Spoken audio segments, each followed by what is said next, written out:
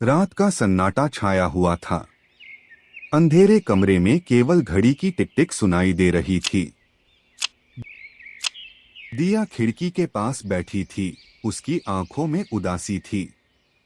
पुरानी यादों का सैलाब उसकी सोच को घेरे हुए था। दिया अपने आप से, क्यों हर बार वही यादें लौट आती हैं? मैंने तो सब भूलने की कोशिश की थी। उसने खिड़की के बाहर देखा। दूर कहीं एक टिमटिमाता तारा उसे जैसे कुछ कहने की कोशिश कर रहा था। अचानक फोन बजा। दिया फोन उठाते हुए, हेलो। दिया, ये मैं हूँ, रोहन। दिया चौंककर रोहन, इतने सालों बाद। रोहन की आवाज सुनते ही उसकी धड़कनें तेज हो गईं। पुरानी यादें उसकी आंखों के सामने फिल्म की तरह घूमने लगीं।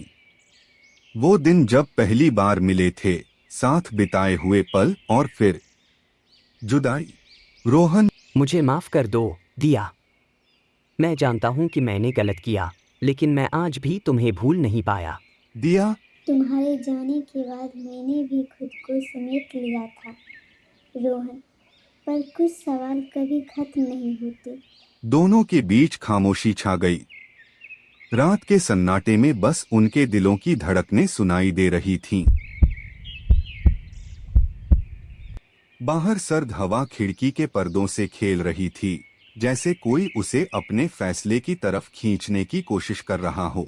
दिया धीरे से, रोहन, क्या तुम जानते हो कि जब कोई भरोसा टूटता है तो उसे जोड़ने में कितना वक्त लगता है? रोहन जानता हूँ, दिया।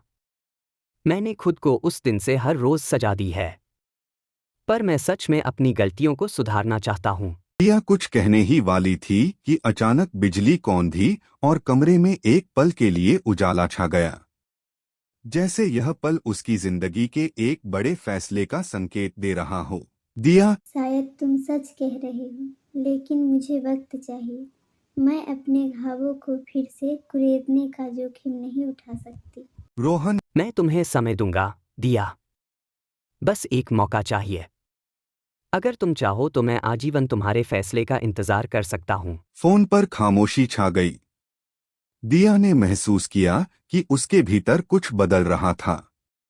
वह रोहन को माफ करने के लिए तैयार नहीं थी, लेकिन उसके शब्दों ने उसकी कठोरता को थोड़ा नरम कर दिया था। दिया ठीक है रोहन, मैं तुमसे बात करने के लिए तैयार हूँ, लेकिन यह समझने के लिए कि हमारे बीच अब क्या बचा है। बस इतना जान लो कि मैं अपने दिल को अब और चोट पहुँचाने नहीं दूंगी। रोहन, यह मेरे लिए काफ़ी है, दिया। मैं तुम्हारा भरोसा फिर से जीतने की पूरी कोशिश करूंगा। फोन कट गया, लेकिन दिया की सोच अभी भी फोन के दूसरी तरफ थी। क्या रोहन वाकई बदल गया था, या यह सिर्फ पुराने पन्ने पलटने की कोशिश थी? उसने खिड़की से बाहर देखा। बारिश की बूंदें गिरने लगी थीं, जैसे आसमान भी अपनी उदासी से हल्का हो रहा था। दिया अपने आप से, शायद यह एक नई शुरुआत है या एक आखिरी अध्याय, लेकिन इस बार मैं अपने लिए फैसला लूंगी। दिया ने खिड़की बंद की और खुद को कंबल में लपेट लिया। उसने महसूस किया कि अतीत कितना भी भारी क्यों न हो, भविष्य उसे खुद चुनना है।